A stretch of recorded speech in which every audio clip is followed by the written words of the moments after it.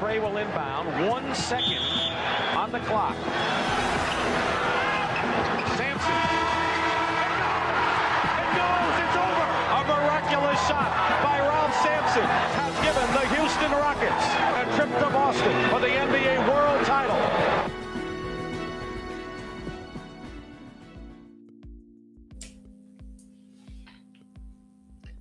Muy buenas tardes a todos y bienvenidos al último especial veraniego de Buzzer Beater. Y para cerrar mes, porque la rutina ya la tenemos a la vuelta de la esquina, hemos pensado que qué mejor que hacerlo recordando, homenajeando, tributando al, para una gran mayoría, el mejor jugador de baloncesto de la historia. Una figura poco ponderada en este podcast y en tono el mea culpa al respecto, pero que sin duda es el astro rey en esto del baloncesto. Efectivamente, lo habéis visto en la portada, hoy vamos a repasar la carrera, vida y milagros de Michael Jeffrey Jordan. Y para ello cuento con ayuda, obviamente. Antes de que iniciaran proyecto con Onda NBA, a Nacho Gómez y David García los conocía por ser ultra seguidores de los Chicago Bulls. Y obviamente, si eres de los Bulls, eres de Jordan. Con lo que supe que debían ser ellos quienes me ayudaran a realizar este Buzzer Beater, este monográfico del 23, del eterno 23. Nacho, David, muy buenas tardes y gracias por el cable, chicos. Buenas tardes, Pau, y no, gracias a ti por la invitación y siempre es un placer. Y la verdad es que qué maravilla, ¿no? Aquí en tu casa, jolín, en el top, ¿no? Qué bonito, ¿no? Aquí desde las alturas. Muy buenas, Pau. Sí, Hola, desde aquí se ve todo muy bien, Nacho? Esto da gusto, es fácil acomodarse aquí, ¿eh? De aquí no nos bajamos ya, Pau, no nos vamos, ¿eh? Claro que no, claro que no. Además, en un programa para hablar de vuestro equipo y de la máxima figura en la historia de vuestro equipo. O sea, el sueño de toda la vida vuestro, joder. Y es casi, pues eso, o sea, no es masturbarse, ¿no? Aquí, Sí. básicamente. Baloncestísticamente, total. O sea, esto es revivir los mejores momentos de la franquicia, sin duda, y para mí incluso del deporte en general, ¿no? Al final, nosotros lo hemos dicho muchas veces, por nuestra edad, somos de los Bulls porque somos de Jordan. O sea, por culpa de este señor, estamos enganchados a esta franquicia desde los años 90, o sea que evidentemente es un placer. Esto para vosotros es como el tweet ese que te pone una noche con Scarlett Johansson o una hora hablando de Michael Jordan, ¿no? Sí.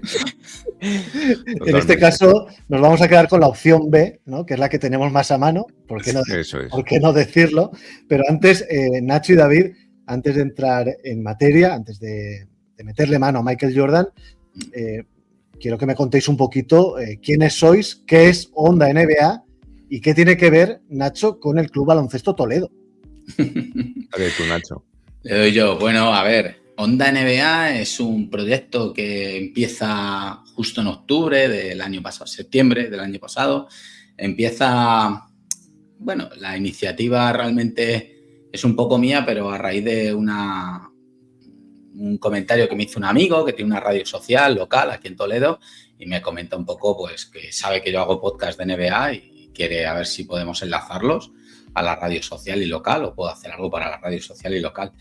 Y bueno, teniendo en cuenta que era para una radio local, pues yo hablo con David y le digo, mira, yo creo que lo que hago yo de los Chicago Bulls en el entorno de Toledo va a tener poca cabida, no tiene mucho sentido y aprovechando que aparece o que es el primer año de existencia de un nuevo club de baloncesto en Toledo, le propongo a David el proyecto de Onda NBA, hacer un podcast de NBA y añadir siempre al final pues un apartado para el baloncesto local, para esta nueva para este nuevo equipo que lo será, Nacho, lo será. Claro, para este nuevo equipo que se acaba de crear en nuestra ciudad y bueno, pues así más o menos empieza.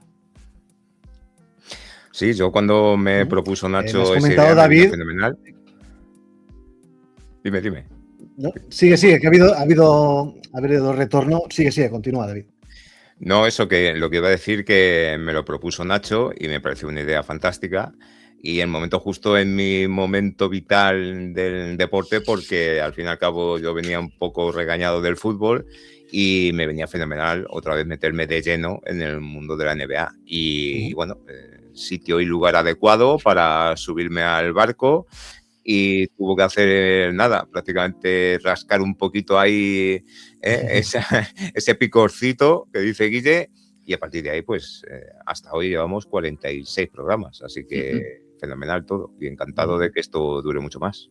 Los primeros 46 programas de Onda NBA aconsejamos, por supuesto, a toda la audiencia de Buzzer Beater que le dé al clic de suscribirse, que busque Onda NBA en el buscador de iVoox, de Spotify, de lo que sea, y que le den a suscribirse y tendréis otra racioncita de NBA semanal que está muy, muy bien. Tiran un poquito al rojo de los Bulls, hay que decirlo. Pero bueno, se asume.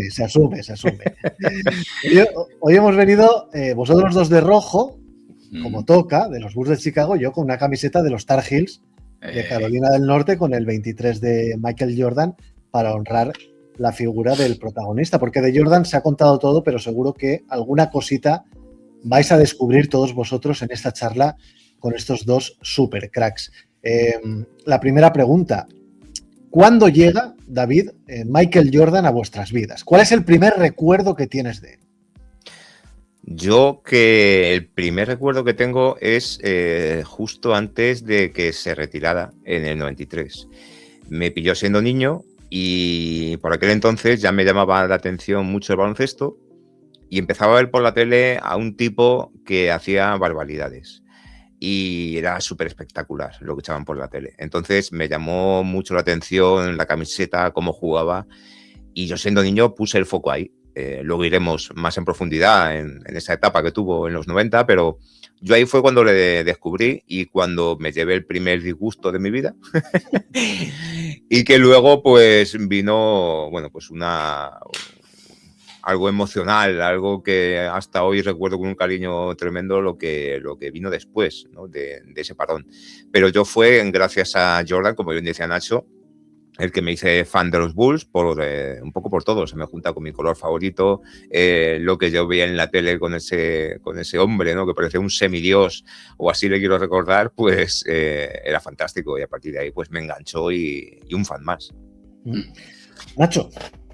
Yo un pelín más viejo, un pelín antes. Jugaba al baloncesto desde pequeño, debajo para que te hagas una idea, debajo de la ventana de mi habitación de cuando era crío había una canasta.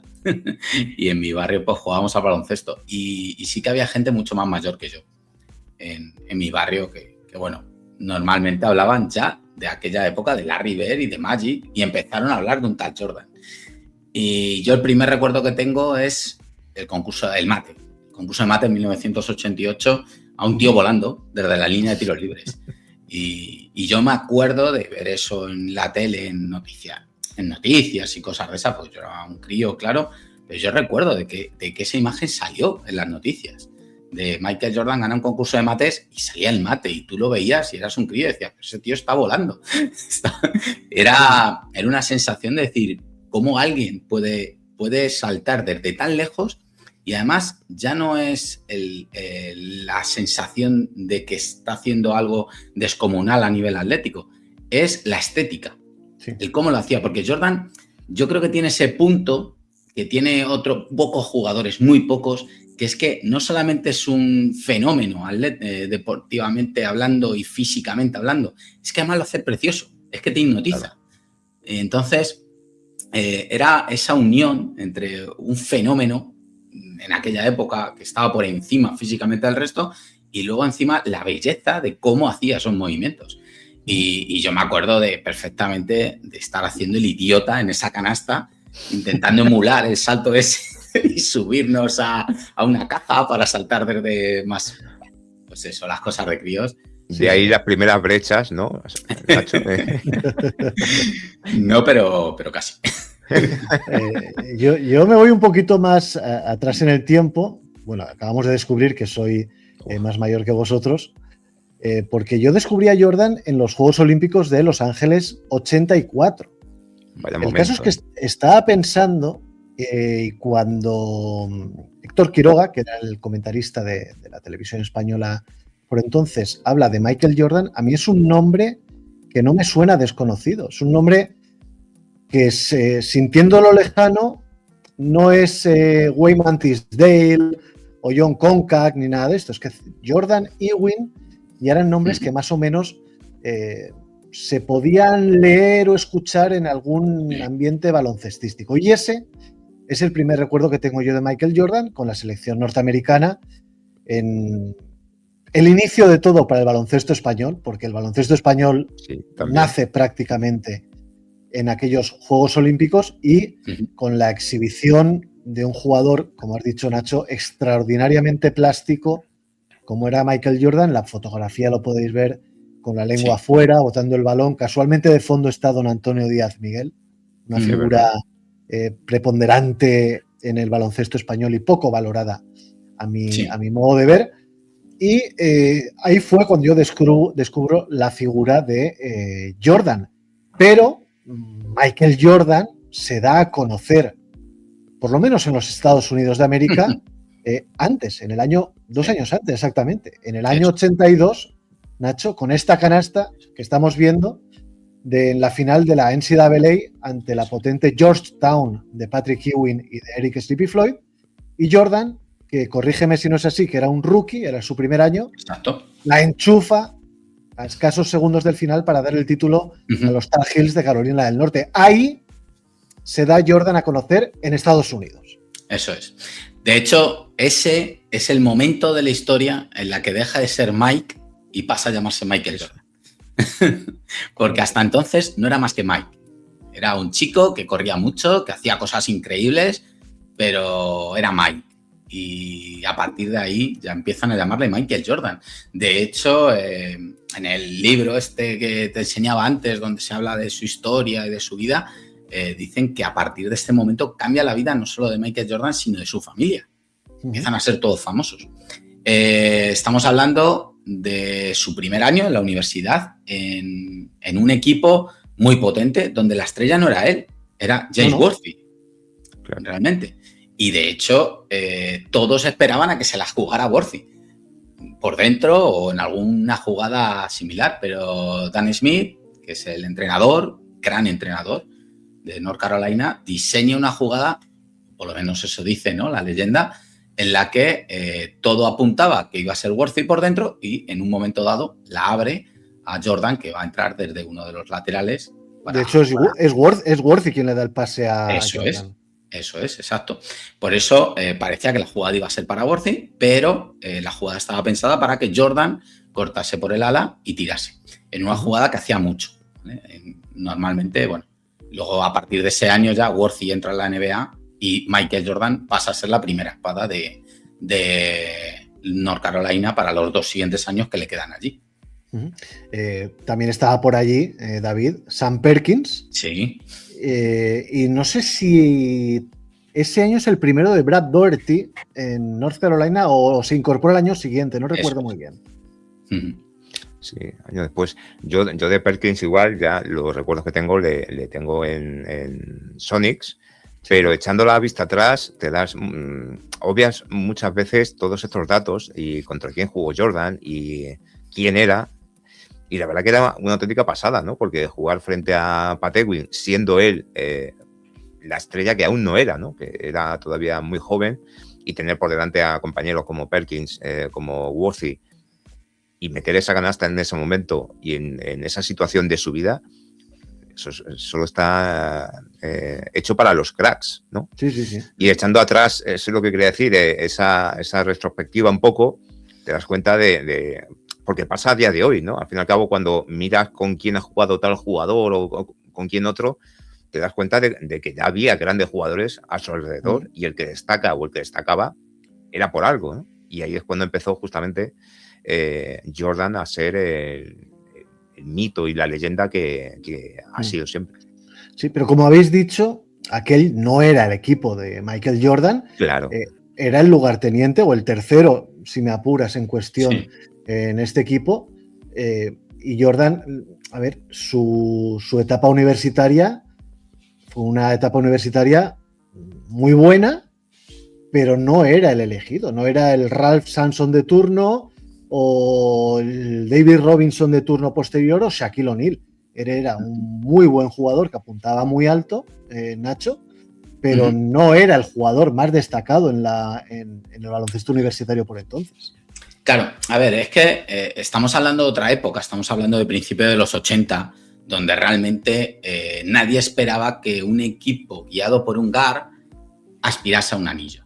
Estamos hablando de NBA, ¿vale? Entonces, claro, los primeros picks siempre de la NBA o las futuras estrellas siempre se pensaba que iban a ser jugadores interiores, porque eran los que habían dominado la liga hasta ese momento. Estamos hablando de Chamberlain, estamos hablando de Karim, como dos ejemplos, ¿vale? Pero que es que la mayoría Russell, Walton, Moses Malone, cualquier. Claro, todos. ¿No? Eso es. Hasta ese momento, los MVP, la gente que había dominado la liga y que había llevado la bandera a su equipo, eran jugadores interiores. Entonces, que un jugador encima exterior fuese a dominar la liga era impensable. Es cierto que Jordan rompió barreras. O sea, llegó a North Carolina y siendo rookie fue titular, algo que era impensable. Nunca un jugador de primer año había sido titular allí. Y él lo fue. O sea, que ya demostraba desde que llegó a la universidad, demostraba que era distinto, que era especial y que tenía carácter para poder tirar del equipo. Y es cierto que ni ese año ni el siguiente fue el mejor jugador universitario, claro. Ni siquiera el tercero. Claro, él no termina, o sea, termina habiendo ganado este campeonato, solo uno, donde la estrella era Worthy. Sí. Entonces, ¿qué pasa? Que sin Worthy no fue capaz de ganar. Y eso le pesó. Le pesó pues en esa situación de que parecía que él no era capaz de llevar al equipo a ganar, que era Worthy el que lo había conseguido. Aunque sí que es cierto que su colaboración evidentemente fue indudable e importante. ¿Qué pasa? Jordan además en el segundo año, cuando ya se va Worthy, que se queda él un poco con el peso de ser la estrella del equipo, sí que empieza a jugar muy bien y empieza a liderar, pero se rompe la mano izquierda, se pasa media temporada con el brazo escayolado, jugando con la muñeca rota. El base titular se rompe la rodilla. Bueno, surgen una serie de cosas que impide al equipo llegar tan lejos como se esperaba. Pero luego, por ejemplo, cuando juegan los Panamericanos o cuando juegan las Olimpiadas, sí que es el líder, sí que es el mejor jugador del equipo. Sí. Entonces, te daba como una de cal y otra de arena. O sea, mientras que tú veías que en North Carolina, siendo el mejor, no conseguía hacer a su equipo llegar a lo más alto, porque sí que ganaban muchos partidos, ¿eh? Era una... Lo que pasa es que ganar un campeonato universitario es tan difícil. Claro. Eso es. Pero luego cuando jugaba eso en verano con los Panamericanos y con las Olimpiadas de Los Ángeles, ahí sí que dio el do de pecho y dijo, oye... Yo soy un exterior, pero soy el mejor.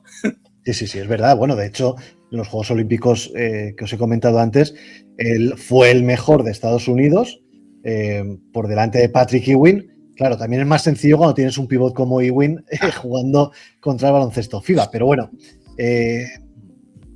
recordada la etapa universitaria de Jordan por aquella canasta. Luego, lo que sucedió posteriormente se recuerda muy poquito porque no tuvo demasiado peso a nivel baloncestístico y porque lo que tenía que conseguir lo consiguió prácticamente al aterrizar en la NCAA. David, él juega 3 años universitarios, decide dar el salto a la NBA y es archiconocido que los Houston Rockets y los Portland Trail Blazers pasan de su elección. El pick número 1 de aquel draft del 84 fue Hakeem Olajuwon, todavía sin H, y el número 2 por parte de los Blazers fue Sam Bowie, argumentando los Blazers que ya tenían la posición de escolta relativamente cubierta, y es verdad, con Clyde Drexler, con lo cual a Chicago llega Michael Jordan.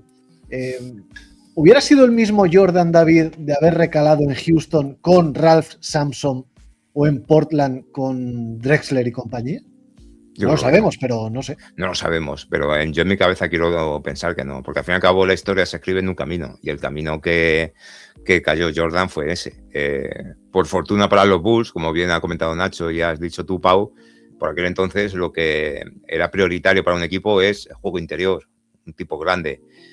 Y llegó los Bulls, escogieron a Jordan y cambiaron la historia de la franquicia y la historia también en parte del baloncesto, sin saberlo, evidentemente, ¿no? Porque lo que tenían en sus manos, pues como pasará hoy en día y en el día de mañana, un jugador que esté en activo o que todavía esté por venir, no vamos a saber su dimensión hasta que termine, ¿no? Pero por aquel entonces, cuando llegó Jordan a la NBA, pues bueno, tenía su cierto aire ya de grandeza, pero nadie se suponía que iba a ser lo que luego fue. Y para los Bulls, pues ahí comenzó el inicio para mí de los Bulls, aunque antes Gilmore y compañía, Love, tuvieron bueno, es historia de los Chicago Bulls, pero ahí para mí es donde comenzó todo. Y para la historia un poco del deporte igual, ¿no? ¿Tú te imaginas, David, a Jordan con Ralph Sampson? No sé si, a ver, si Sampson se hubiera mantenido sano, igual hubieran alcanzado el título antes de lo que hicieron con los Bulls. Como dúo, desde luego que hubiera tenido mucho más acompañamiento que en aquellos Bulls. Pero es que yo creo que lo que se fue moldeando Jordan paso a paso y luego peleando contra los Pistons a finales de los 80, yo creo que es que, a ver, como bien has dicho, es muy difícil, ¿no? de prever o de saber qué es lo que hubiera pasado. Quizás hubiera alcanzado antes el éxito, digamos, pero a lo mejor no se hubiera desarrollado tanto como lo que tuvo que superar con ese esfuerzo de ser la estrella y hacer lo que tuvo que hacer para derrotar a Detroit, a Lakers, luego lo que pasó en los 80 y en los 90. Yo creo que el piedra a piedra que fue construyendo Michael Jordan en los Bulls le hizo llegar a ser donde llegó. Si hubiera jugado con Sampson, como bien dices, a lo mejor hubiera sido más productivo, pero menos Jordan. O sea, casi igual de bueno, pero a lo mejor no hubiera sido ese jugador legendario. Bueno, es algo que no lo sabremos. Estamos aquí no lo sabremos. Hablando por hablar. Lo cierto, Nacho, es que el Angelito en su primer año juega 82 partidos, hace 28,2 puntos, 6,5 rebotes, 5,9 asistencias, es rookie del año, es sexto en la votación por el MVP, es segundo equipo All-NBA y es All-Star en Indianápolis. Un All-Star marcado a fuego en la biografía de Michael Jordan porque es el All-Star del complot. Explícalo un poquito para los seguidores de Buzzer Beater en qué consiste ese complot de aquel All-Star del 85. Ahí se fragua, ¿no? Un poco la mítica rivalidad con Isaiah Thomas. Sí, yo ahí creo. comienza, sí. Ahí comienza. Los jugadores del All-Star, de aquel año del All-Star, estaban un poco picados, un poco tocados en su orgullo, ¿no? Porque Jordan había sido elegido ahí en el All-Star y era un novato y ¿qué hace aquí el chaval el novato aquí que viene a intentar quitarnos los tiros en el All-Star? Y en el All-Star aquí estamos las estrellas, somos nosotros los que nada jugamos y este chaval va a mirar. Esto es en marzo, creo. A ver, tengo por aquí. Febrero. Y resulta que, pues eso, Isaiah Thomas habla con el resto de gente del All-Star Game de 1985 y habla con las estrellas y les dice que como era muy arrogante, era muy chulo y que tal, pues le hacen lo que le llaman freeze out, el congelamiento, algo así. Y bueno, pues lo que le dicen es que no le van a dar un balón y solamente juega 7 puntos, anota, nada más. Sí, bueno, él es titular. Eso él es. solamente tira 9 veces a canasta en 22 minutos, pero es que Moses Malone, Larry Bird, Isaiah Thomas, Julius Erving, Bernard King y Terry Cummings tiran más que él, siendo Michael Jordan. Acaba con 7 puntos con un 2 de 9 en tiros de campo. Pero este complot... Perdón, sigue Nacho, perdona.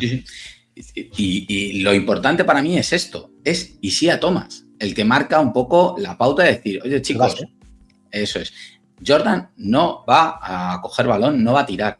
¿Sabes lo que pasó 2 días después del All-Star, no? Unos días después. Cuenta. Chicago Bulls se enfrenta contra los Detroit Pistons. Sí. Y llega Michael Jordan ultra picado. Ultra picado. En modo Super Saiyan, ¿no? En modo Super Saiyan. Lo tengo por aquí. El partido fue el 12 de febrero, unos días después del All-Star, y ganan los Chicago Bulls 139-126 con prórroga incluida, con Michael Jordan metiendo 49 puntos, que Sí. fue su récord de anotación como novato, 15 rebotes, 4 asistencias y 4 robos de balón en 45 minutos. Totalmente picado su primer pique contra los Detroit Pistons. Sí, ese es el germen de una Sí. enemistad histórica Sí. y que acabó pasándole mucha factura a posteriori a Isaiah Thomas a todos los niveles. Pero Ujú. ese complot, David o Nacho, cualquiera, esto viene propiciado de un encuentro casual en un ascensor de hotel antes del All-Star Game, que parece ser que Jordan está dentro o fuera, bueno, parece ser que uno de los dos está dentro del ascensor, el otro entra en el ascensor, creo que Isaiah Thomas saluda y Jordan se supone que por timidez contesta muy bajito y Thomas no llega a escucharlo, con lo cual a partir de ahí Isaiah Thomas se enfurece de ver como un novato es capaz de no saludar a un jugador que ya era una superestrella de la liga, ¿no? David, algo así es, ¿no? Yo a mí me suena algo así igual, pero fíjate lo que me doy cuenta, que cuánto echo de menos yo ese baloncesto. Yo muchas veces lo hemos hablado, lo hemos estado hablando en el programa Nacho y yo, que hay ciertas cosas en el baloncesto, bueno, en el mundo, en lo que sea, en el deporte en general, que yo creo que se echa mucho en falta y es eso, ¿no? Esos piques, esa competitividad que había y ya cuando empezó, por ejemplo, la de Jordan con Isaiah Thomas, era llevado al extremo y ya, como bien ha dicho Nacho, jugar picado Jordan frente a esos Pistons y empezar ahí a poner las primeras piedras de lo que luego fue una lucha permanente. Yo todo ese pique, dentro de que no fuera algo personal, que también lo era, ¿no? Fuera de las canchas, pero Lo era. Pero todo eso lo que había en los All-Star, de tú mejor que yo no lo eres, te voy a demostrar que yo voy por encima tuya, todo eso, esa rivalidad, yo lo he hecho bastante en falta. Luego, es cierto que está la leyenda esta de lo del ascensor, pero también es cierto que siempre se decía que Jordan era muy bravucón. Sí. Y que daba igual quién fueses, que era muy común en él decirte, oye, te voy a meter un mate en la cara o te voy a meter 2 mates en la cara. El típico trash talking que hacía, y que lo ha hecho siempre, toda la vida, pero él llevaba ese trash talking un poco como que él se proponía hacer algo y para intentar conseguirlo te lo decía en la cara antes. Era como al principio del partido, que sepas que te voy a meter 30 puntos. Y era como la manera que tenía él de decir, me voy a motivar y voy a intentar llegar a esos 30 puntos porque le he dicho a este tío que se los voy a meter y quiero demostrárselo. Sí, como que marcaba un poco como el objetivo. Eso es. Entonces también las estrellas en aquel All-Star, también es verdad que Jordan era un rookie y ya había jugado contra muchos de ellos y se había tirado faroles de estos y todos estaban diciendo, a ver, el chaval este que es un flipado, ahora encima le voy a pasar la bola.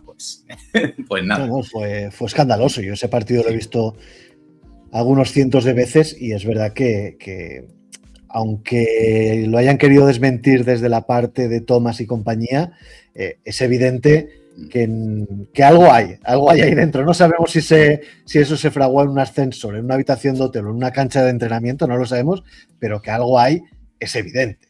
Sí, Jordan se sale absolutamente en su año de novato y en su segundo año se lesiona gravemente un pie, únicamente juega 18 partidos, es nombrado para el All-Star Game de 1986 por voto popular, aunque no puede llegar a jugar, y reaparece un 15 de marzo con restricción de minutos y en el último partido de la regular season, Nacho, los Bulls se juegan a entrar en playoff, él se va a 29 minutos, que es más de lo que estaba previsto, desafiando así a la gerencia que no le permitía jugar más de 21 o 22 minutos, pero es la primera gran muestra, Nacho, del carácter de un Jordan que claramente dice, aquí estoy yo, este es mi cuerpo y se va a hacer lo que yo diga, que para eso soy el mejor de largo de este equipucho. Sí, él se lesiona en el tercer partido de la temporada. O sea que prácticamente se lleva la temporada en blanco porque vuelve al final de temporada, en el partido 70 aproximadamente o por ahí. Pero vuelve bien. O sea, de hecho, como tú dices, en ese último partido mete 29 puntos. Lo tengo por aquí, 29 puntos y hace unos buenos porcentajes, un 47,8% de acierto. Se lo juega todo. Jordan no medía, o sea, él no podía jugar a medio gas. Él solo sabía jugar a tope, a full.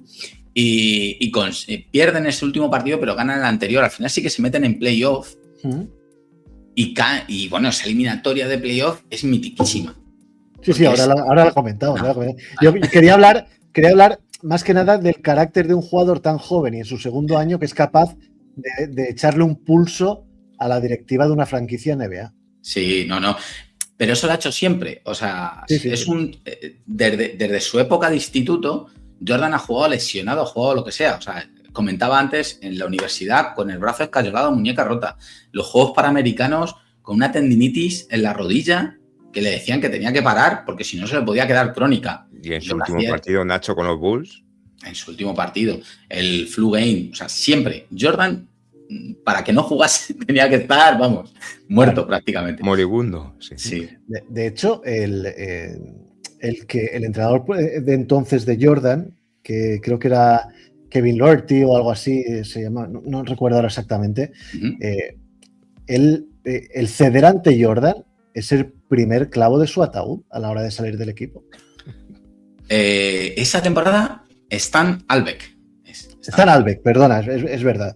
Pero él cede ante Jordan, le hace jugar más y eso a la gerencia no le gusta en absoluto y ya está en el disparadero. Sí. Bueno, se cargó unos cuantos entrenadores. Eso es donde yo iba, que a eso es lo que quería hacer yo mención, porque al fin y al cabo, ante un jugador así, ya no te queda otro camino, que o lo conduces tú o aceptar lo que él diga. Que luego fue un poco lo que hizo Phil Jackson, ¿no? Eso es. Luego iremos con él. Bueno, pues al final de esa segunda temporada, de su año sophomore de Michael Jordan, tras la gravísima lesión en el pie que hemos comentado, llegan los playoffs. Los Chicago Bulls pierden 3-0 ante los Boston Celtics, primeros de la conferencia este, pero en el segundo partido, Dios, David, no digo que tú seas Dios, digo que Dios se disfraza de jugador de baloncesto, como dijo Larry Bird después de ese encuentro, anota 63 puntos en el mitiquísimo Boston Garden, en lo que es todavía el tope de anotación de un jugador en playoff. Un partido que dio la vuelta al mundo y en ese momento el mundo entero, cada rincón, ya sabe quién es Michael Jordan. Es que al fin y al cabo es lo que estamos diciendo y con esa bestialidad que me acabas de decir, o sea, yo creo que se va viendo lo que estaba construyendo, la personalidad que tenía tan joven y con tanto afán de protagonismo y que lo llevaba bien además, y enfrentarse a unos Celtics de Larry Bird y cascarse semejante locura, pues yo creo que habla por sí solo de lo que empezaba a ser una auténtica bestia, ¿no? Porque al fin y al cabo, como bien ha dicho Nacho, su personalidad siempre ha ido por ahí, porque cada uno al fin y al cabo es como es, pero siendo joven ya ese carácter y ese de dámelo a mí, dame ese balón que yo me la juego y demás, que con eso ya tuvo sus inconvenientes en la universidad y todo eso, que al fin y al cabo pues reconducir a un jugador así es lo que decía antes, ¿no? Complicado. Pero enfrentarse a los mejores, como esa foto que estamos viendo con la Rivera ahí, y echarse todo el equipo a la espalda y sacarse un partido así, es solo cosa de genios. Es una serie de playoffs que yo he tenido que repasar cómo quedaron porque yo no me acordaba si era 3-0, 6-1, 3-2, pero todo el mundo se acuerda que metió 63 Michael Jordan y Nacho, para mí ese es el punto de inflexión en la carrera de Michael Jordan, el escaparate definitivo al mundo en general y el momento en el que Jordan se convierte en una marca. A partir de ese momento ya es la cara visible de la NBA ante un lento pero seguro caso de los Jabbar, Magic, Larry Bird, y ya es el jugador al que los chavales imitamos en los patios del colegio. Sí. De hecho, el primer partido de esa serie, ya el Angelito mete 49 puntos. Sí. Casi, sin más. Y en ese partido de los 63 lo hace con más de un 50% de acierto, siendo él prácticamente la única referencia ofensiva de los Chicago Bulls. Pues estamos hablando de unos Bulls que agüitan. con problemas de drogas, Complicado. de vestuario, sí, complicadísimo. La limpieza que tuvo que hacer Kraus fue enorme. Y ese partido de los 63 puntos se va a las 2 prórrogas. Sí. Lo importante aquí, yo creo que es el reconocimiento del que era la gran estrella en aquel momento junto con Magic, ¿vale? Que es Larry Bird. O sea, ¿por qué Jordan de repente sube a los altares? Porque llega un tío ultra respetado como el Larry Bird, porque era respetado no solo por aficionados, sino también por rivales. Bueno, era el MVP vigente de la temporada. Eso es. Casi Era, nada, ¿sabes? era el mejor, junto con Magic, ¿vale? No quiero aquí que nadie me mire mal. Esa lucha maravillosa entre los dos, que fue lo que llevaba a la NBA a lo que es ahora. Realmente, que de repente uno de ellos llegue y diga públicamente, hoy Dios se ha vestido de jugador de baloncesto y te reconozca como que eres algo excepcional, yo creo que es ya lo que te coloca, lo que te consolida. O sea, si ya la gente tenía dudas, que de repente el mejor diga que tú estás ahí y eres Dios, te consolida y te hace, pues eso, elevarte a las alturas de los más grandes. El problema, estaba solo, que estaba muy solo. Claro. Pero fíjate lo que está diciendo Nacho, que si nos ponemos en esos ojos, bien de Larry Bird, de Magic Johnson, quienes eran, el talento que tenían, que ellos mismos sabían lo bueno que eran, por supuesto, ellos mismos, lo que me refiero, y que ante sus ojos, para ellos, vean lo que tienen delante.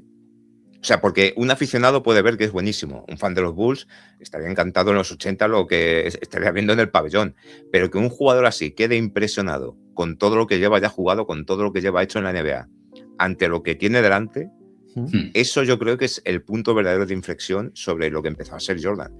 Porque si tú impresionas, bueno, pues a un entrenador de turno, a algún compañero, pero estamos hablando de los mejores de la época, que te empiecen a ver así, que te pongan en tu misma mesa, como mínimo, a ese nivel, ostras, es que yo creo que eso es una pasada, ¿eh? Y que escucha, que jamás se caracterizó Larry Bird por ser un tío que regalara elogios, ¿eh? Al contrario.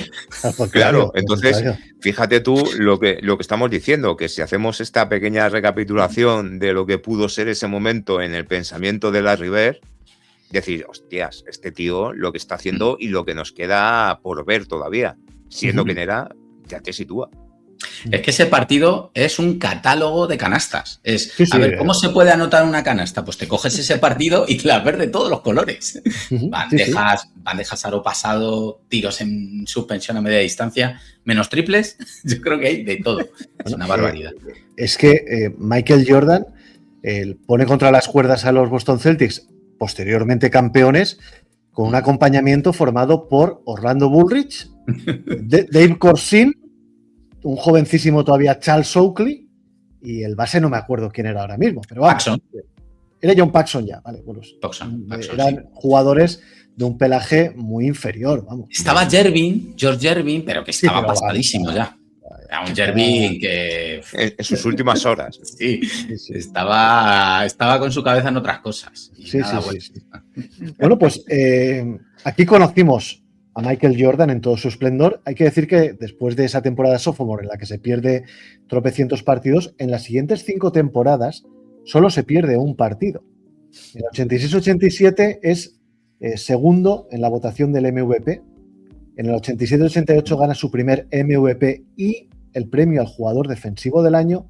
En el 88-89 segundo en el MVP.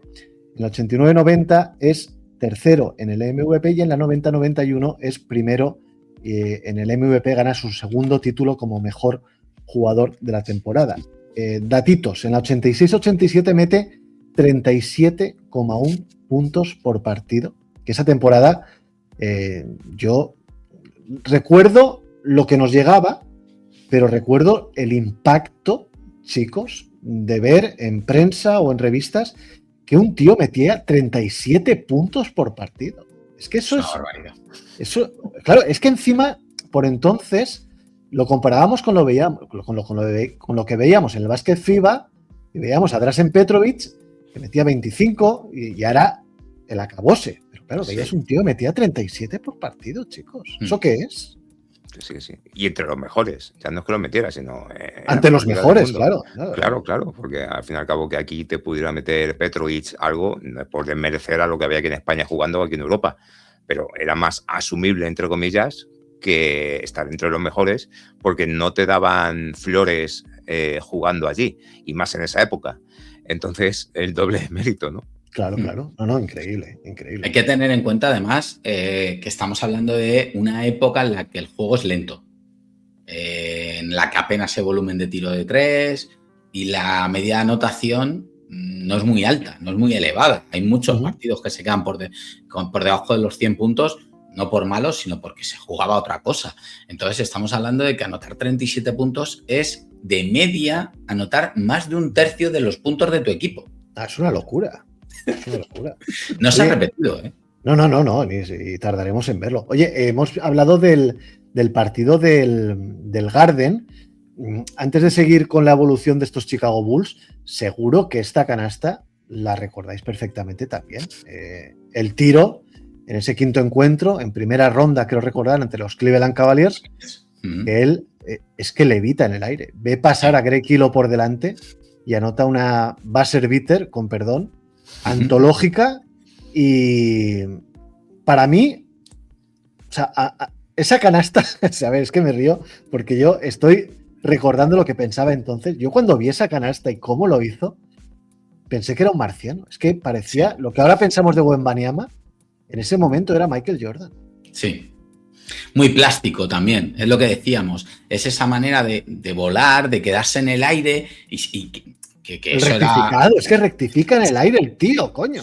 Eso de que ves cómo los defensas saltan, caen y él sigue ahí arriba. Y él sigue en el aire, ¿no? ¿Por qué? Como cuál película.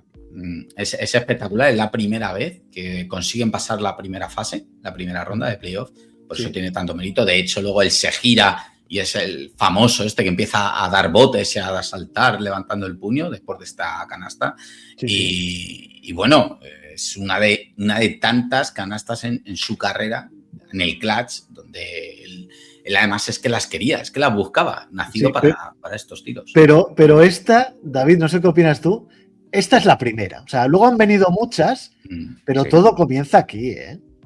Yo es que a mí todo esto lo vi a posteriori, evidentemente, soy más joven que vosotros, y me cuesta un poco situar cuál puede ser la primera o demás, pero aquí ya empezaba a demostrar lo que era capaz de hacer, como bien dices, Pau, de esos rectificados imposibles en el aire, que el defensor sabía o creía que te iba a parar y en ese momento te cambiaba y no había manera de pararlo, además con esa posición que estamos viendo tan perfecta de tiro después de semejante locura. O sea que ¿qué hace un jugador defensor ante eso? Si sabes que tú le tienes que defender y te rectifica.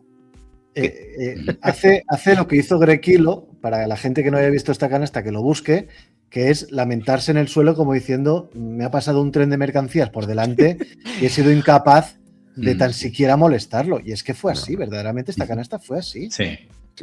Creo además, Nacho, tú seguramente lo recordarás más que yo, que hubo polémica porque creo que el que quería defender a Jordan era Ron Harper, y el entrenador de los Cavaliers, que era Mike Fratello, ¿era Mike Fratello? No. ¿Quién era? Era Lenny Wilkens, decidió que era Greg Kilo quien tenía que cogerlo, hubo un cambio ahí, y Lenny creo Wilkens, que hubo algo de polémica por ahí porque era Harper quien quería coger a Jordan.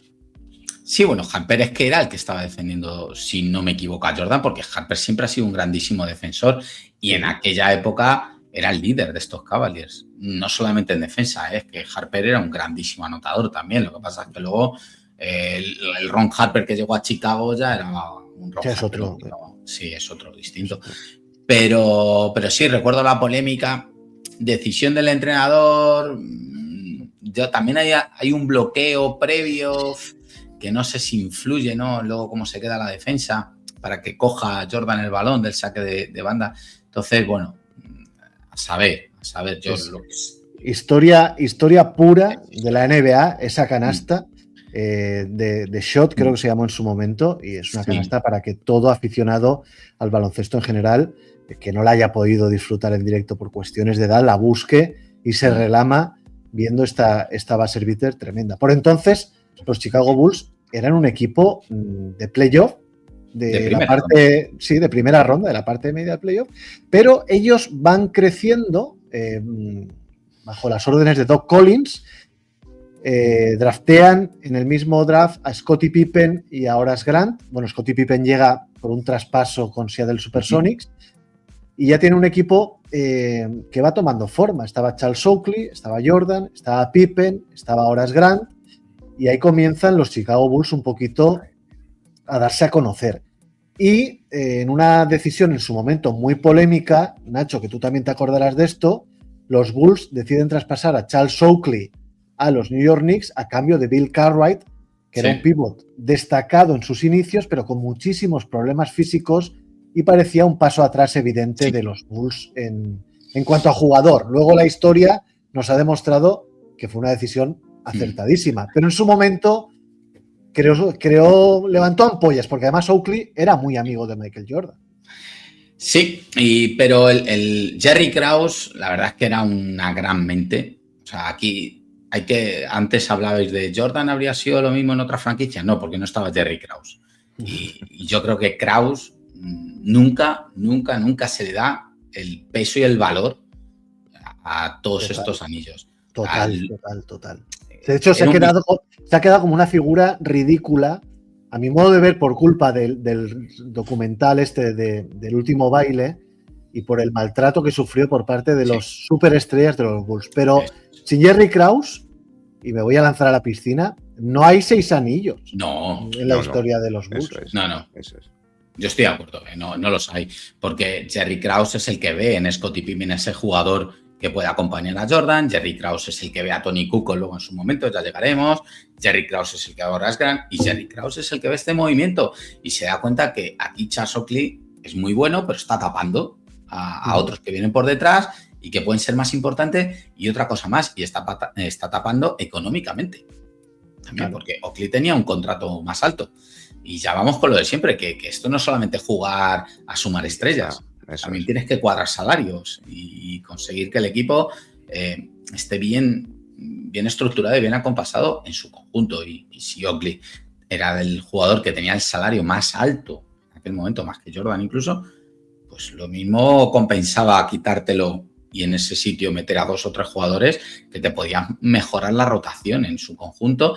Y él ya veía a Scottie Pippen y Horace Grant como esos jugadores que podían suplir perfectamente lo que estaba haciendo Oakley, que luego de hecho lo hicieron. Lo hicieron. Bueno, pues con una columna vertebral formada por Jordan, Pippen y Horace Grant, los Chicago Bulls van creciendo. En el 86 es el famoso partido de los 63 puntos. Los Bulls, Michael Jordan juega sus primeros playoffs en el año 86 y hasta el 91, en el que ganan su primer título, caen 3-0 ante Boston en el 87 en primera ronda con Doc Collins. En el 88 caen 4-1 en semifinales ante Pistons y ahí se inicia la enorme rivalidad con los Detroit Pistons. En el 89 caen 4-2 en la final de conferencia ante los Pistons y en el 90 caen 4-3 en la final de conferencia ante los Pistons ya con Phil Jackson. Y aquí, David, hay que pararse un poquito porque tenemos que hablar de esa enconada rivalidad Bulls-Pistons y esto que hemos hablado antes, Jordan-Isaiah Thomas. Sí, y ya justo coincide cuando empieza más a crecer el monstruo, ¿no? Porque al fin y al cabo Jordan, viendo que le pasaban por encima y la impotencia que tenía en esos enfrentamientos, porque no podía hacer más, porque el entrenador por aquel entonces de los Pistons iba a por él con una jugada que era, la orden era, si Michael vuela, hay que derribarlo en el aire, o sea, hay que ir a por él, a por todas. Entonces era un machaque increíble, porque sabían dónde estaba el potencial y la debilidad al mismo tiempo del equipo. Y eso a él le estaba minando porque veía que no podía hasta que, como característica que tiene un jugador así tan legendario, pues eso le hizo crecer, para que luego en el 91 hizo lo que hizo, ¿no? Pero esto le forjó evolucionar todavía mucho más como jugador, y fue cuando empezó, que ahora iremos con ello, ese 3-pick de los Chicago Bulls. Pero ahí empezó todo gracias también a ese granito que pusieron los Bad Boys, en ese sacar de quicio a Jordan, le hicieron evolucionar. Sí, perdimos varios años, pero eso hizo sumar otro potencial más y que él se hiciera más fuerte para esos choques, que fíjate las jugadas que estamos viendo, o sea, es que era un poco de película, ¿no? Todos encima por él ahí y ya está. Y eso le hizo aprender. Las famosas Jordan Rules, que aparte de ser el libro que tengo yo aquí ahí detrás, que se hizo mitiquísimo, son las reglas a través de las cuales, Nacho, los Detroit Pistons paran o intentan parar a Michael Jordan por lo civil o lo criminal. Que es verdad que en su momento es durísima esa etapa para Jordan y los Bulls, pero no se entiende el éxito de estos Bulls sin que los Pistons ayudaran a su madurez y al hacerse duros y sobre todo el reconocer cuáles eran sus puntos débiles. Ayudan a curtirse, ¿no? La Jordan Rules no solamente es un desgaste físico completo. O sea, Jordan Rules y psicológico. Constantemente le estaban buscando en los dos sitios. Porque cuando estaban los Pistons atacando, también le buscaban en defensa. Y eso que era de los principales defensores. Pero buscaban a través de bloqueos y tal que él se quedara con una defensa en la cual físicamente estuviera por debajo para desgastarle, para que él tuviera que trabajar atrás y luego en ataque, encima, le intentaba mandar siempre a su lado izquierdo, que es el menos bueno, vamos a decir, porque Jordan era diestro muy cerrado, por cierto, era muy difícil verle dejar una bandeja con la izquierda, le intentaban llevar siempre a la izquierda y allí cuando le llevaban a la izquierda le hacían un 2 contra 1. Siempre intentándole desgastar por su lado malo, tal.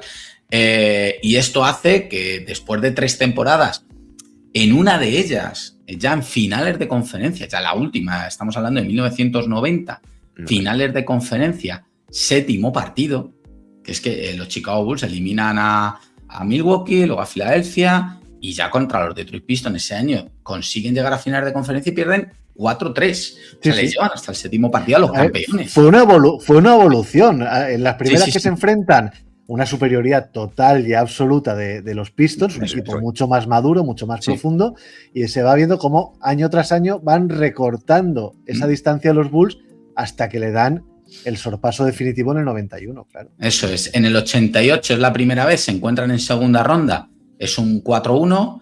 En el 89 se encuentran en finales de conferencia. Detroit gana, si no me equivoco, 4-2. 4-2, gracias. Y en el 90, finales de conferencia otra vez, 4-3. Van un poquito arañando. Y ese verano, Jordan está agotado, está cansado de perder constantemente y se mete en el gimnasio y se mete a ganar músculo. Y dice, se acabó, no van a pegar más. Voy a empezar a ser más fuerte que ellos. Y ese verano dicen que Jordan ganó kilos de músculo.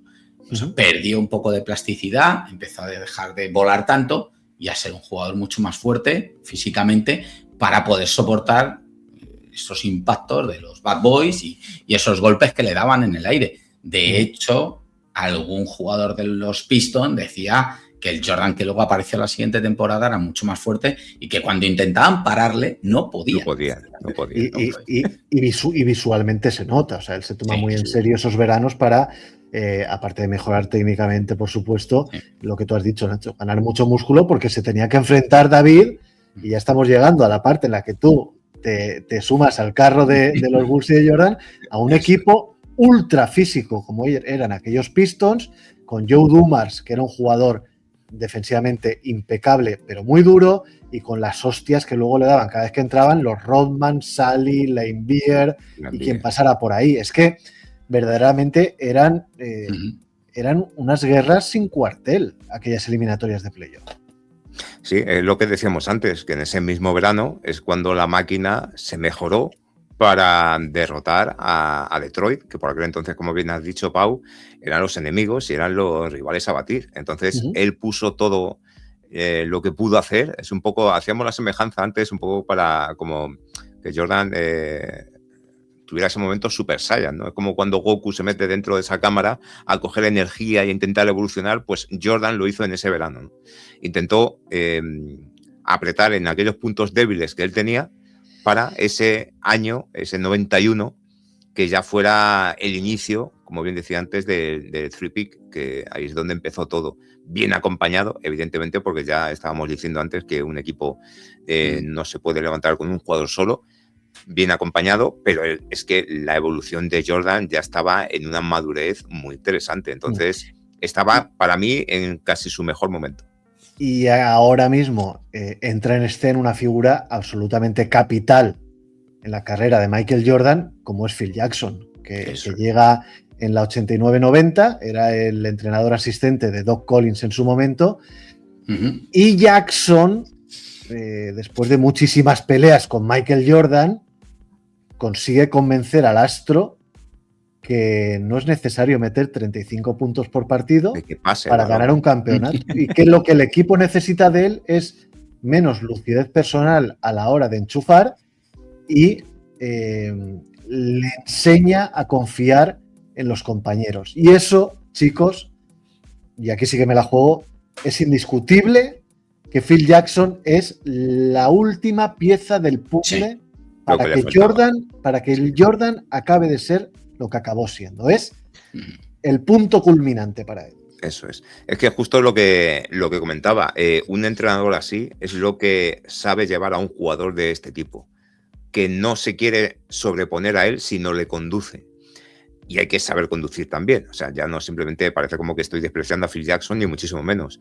Pero en el momento eso de conducir, de como bien has dicho, Pau, tú ya no tienes que jugártela tantas veces. Tienes más compañeros, que además los compañeros que tenía, como bien estamos diciendo, ya no son los que tenía en el 84, ya no son los que tenía en el 85. Sí, pero David, escucha, no había ninguna estrella, ¿eh?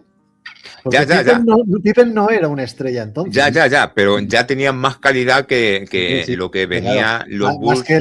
Más que los Rory Sparrow y demás compañía, claro. Claro. Entonces, él también en ese momento fue no el minuto adecuado, ¿no? Pero en ese justo momento cuando él se dio cuenta de que lo que le estaba diciendo llevaría razón Phil Jackson, porque estaba viendo que estaba bien acompañado. Porque tú se lo dices a eso en el 85 y Jordan sigue jugando él solo. Pero en ese momento era perfecto porque quién se lo decía y qué compañeros tenía. Yo creo que fue, como bien dices, Pau, la pieza que le faltaba para crear a ese monstruo ya perfecto y en su pleno apogeo, ¿no? Sí, totalmente. Bueno, es que Phil Jackson es quizás un pionero en esto de los entrenadores, de hacer equipo. De no imponer tanto, eso es, sino de hacer vestuario, de hablar con los jugadores, de entenderles, de motivarles, de involucrarles en un sistema famosísimo, el famoso triángulo ofensivo, que no es suyo, que es de Tess Winter. Sí, claro. Y Jackson lo aprende con Tess Winter, porque lo aplica. Eso es. Pero lo aplica a la perfección, no solo en Chicago. Es que estamos diciendo, bueno, es que le funcionó bien con Jordan. No, que luego se va a Los Ángeles y gana 5 anillos. Es que Kobe Bryant tampoco habría sido Kobe Bryant sin Phil Jackson. Eso es. O sea, es que Phil Jackson ha tenido los dos mejores escoltas, más o menos anotadores, por decirlo así, de la historia, que son Michael Jordan y Kobe Bryant. O sea, que son casi un clon. Luego iremos con ello, pero es que estamos hablando de que tenía en el vestuario a Rodman, y ya por aquel entonces el ego de Pippen, Jordan, o sea, fíjate tú lo que se encontró allí Phil Jackson años después. No, a ver, Phil Jackson en la segunda etapa de los Bulls, si no acaba encerrado en una clínica psiquiátrica, le faltó poco, porque tuvo que lidiar con mogollón de personalidades, de problemas puntuales, de salidas de tono, de problemas con la directiva, etcétera.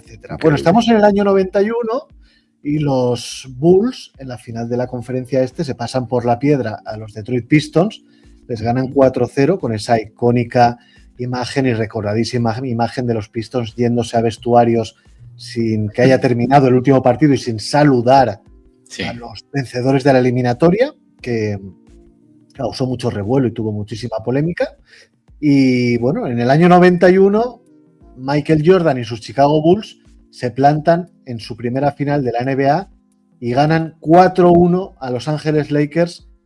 MVP de la final para Michael Jordan, incontestable. Segundo MVP de la temporada regular para él. Y David, el dios del mundo, Michael Jeffrey Jordan.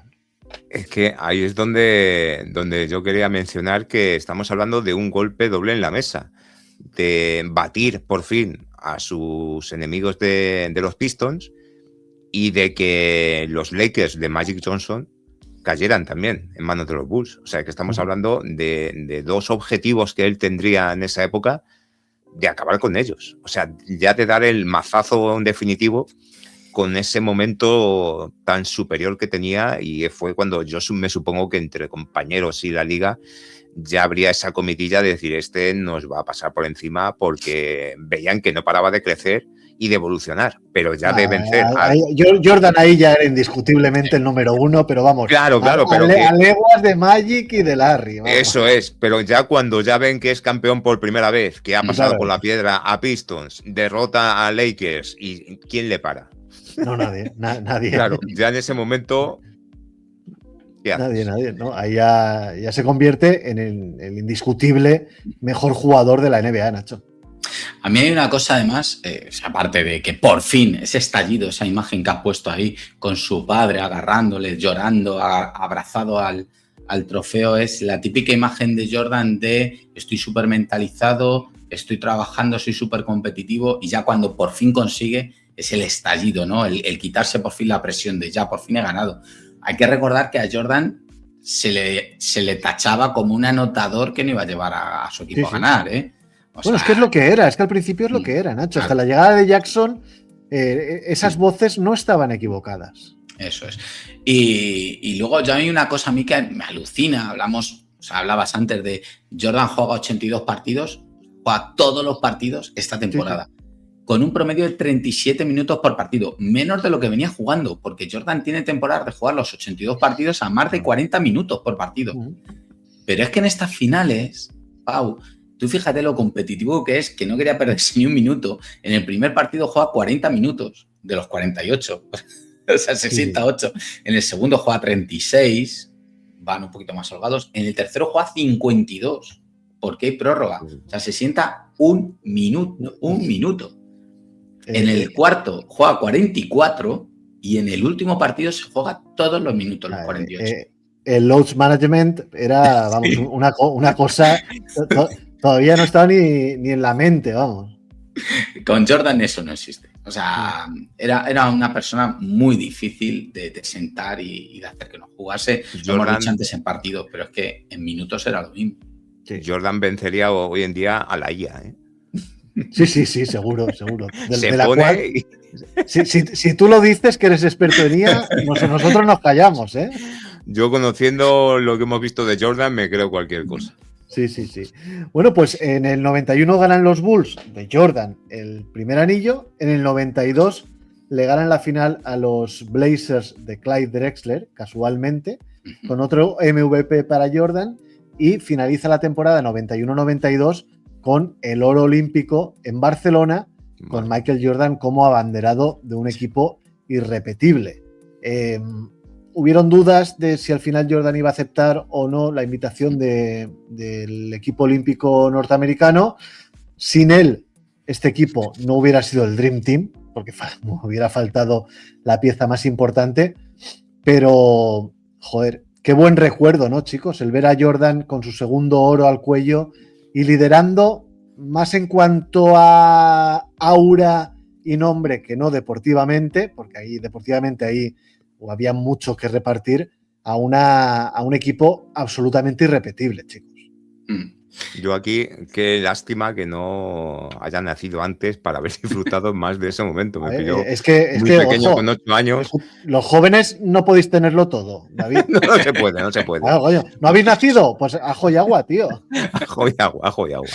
Pues yo viendo esto, fíjate, cuando lo has puesto se me pone el vello de punta, porque tenía que ser increíble, ¿eh? Ver a ese equipo in situ o en el momento de lo que estaban haciendo los mejores jugadores de ese momento, y para mí el mejor equipo de la historia que ha habido en el baloncesto, cuando se juntaron en ese Dream Team, y Jordan como eje, bueno, es que yo pagaría por volver otra vez al pasado y disfrutar de un momento así, porque es una lástima que, bueno, al fin y al cabo hoy en día no valoramos lo que hay, pero poder disfrutar de ese momento, como bien dices, Pau, de ese Jordan en el 92, estando en su plenitud y con esos compañeros, eso yo creo que no se va a volver a ver. Se juntaron muchísimas cosas, Sí. el regreso de Magic, Claro. el SIDA, los últimos coletazos de Larry Bird, era Claro. la última gran ocasión de verlos a los tres.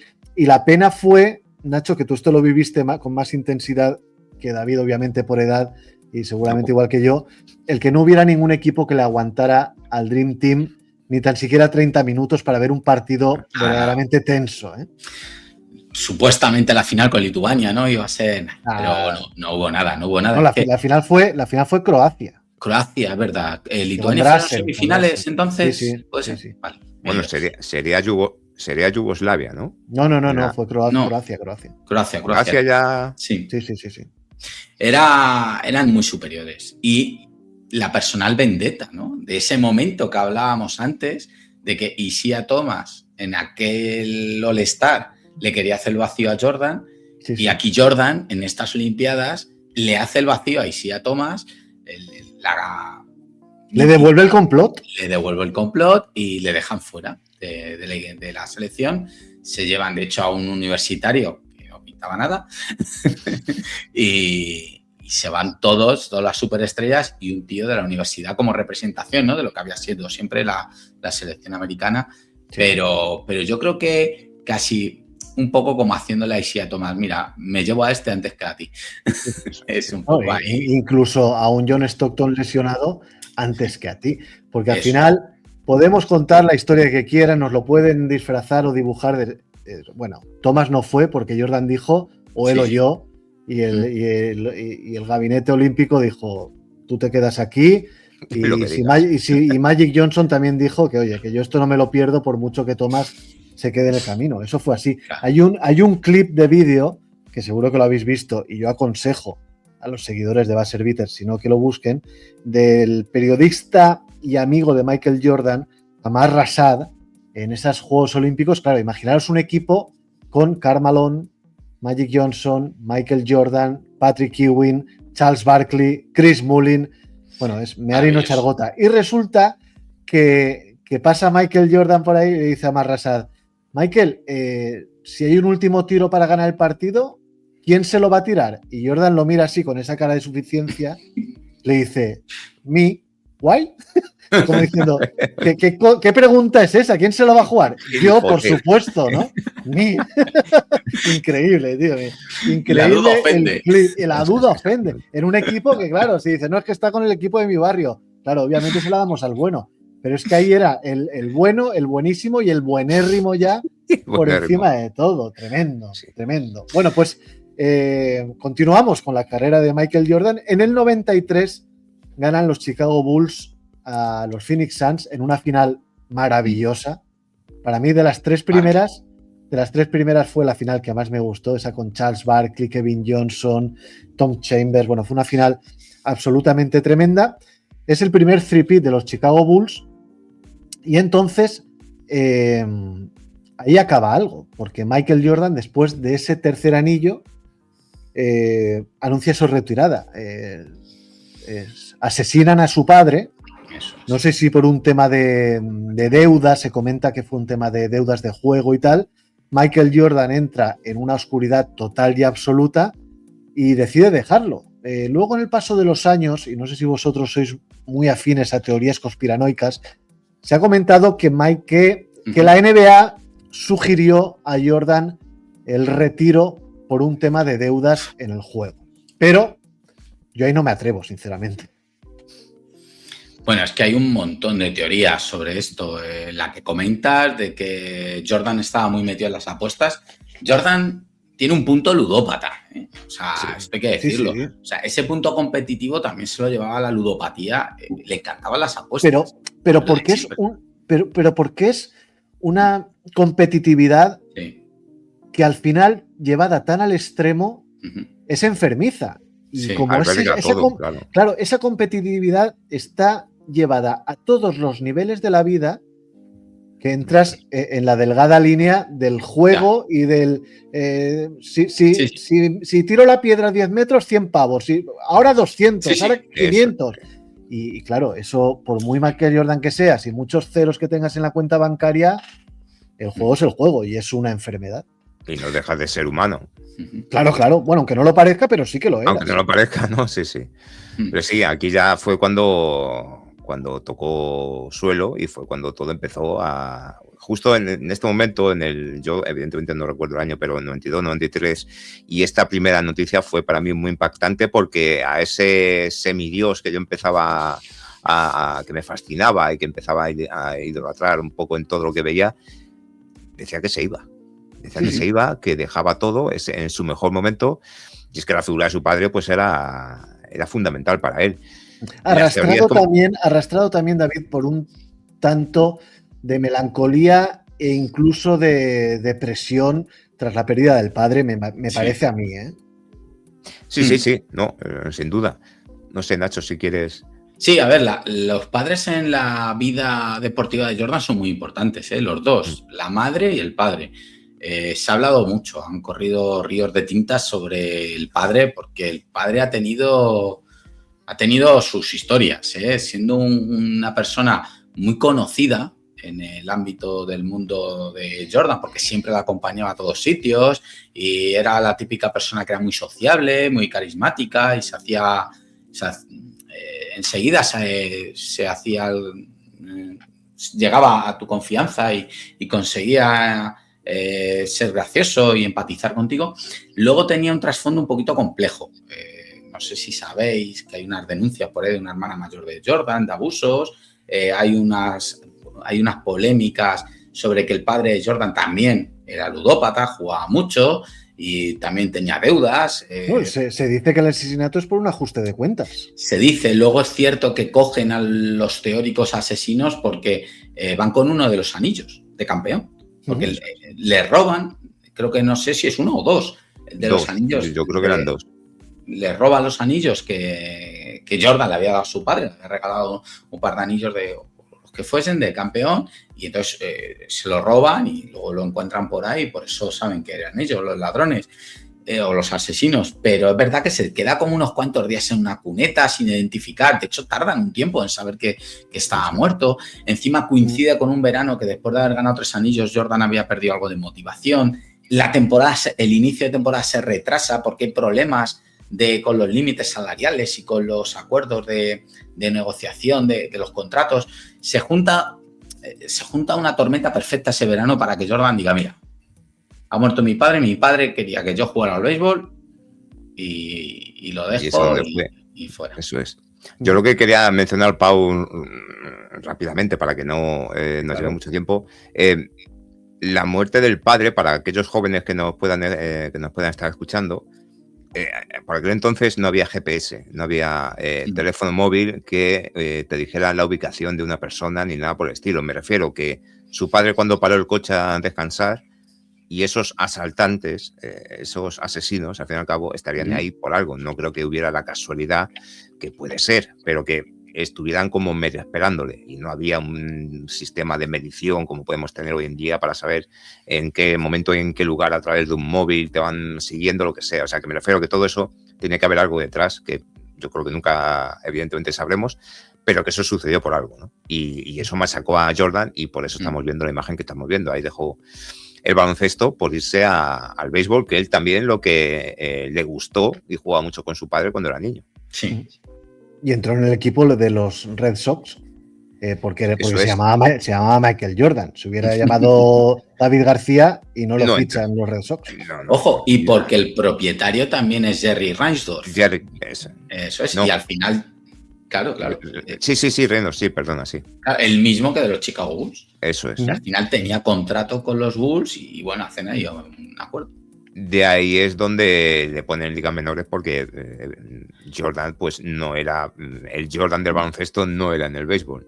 Tenía mucha, claro, los que entienden más de béisbol, que yo entiendo pues menos que cero, pues decían que al fin y al cabo su altura y toda la corpulencia que él tenía, movimientos, pues no iban asimétricos al deporte y que eso le podía afectar. Obviamente.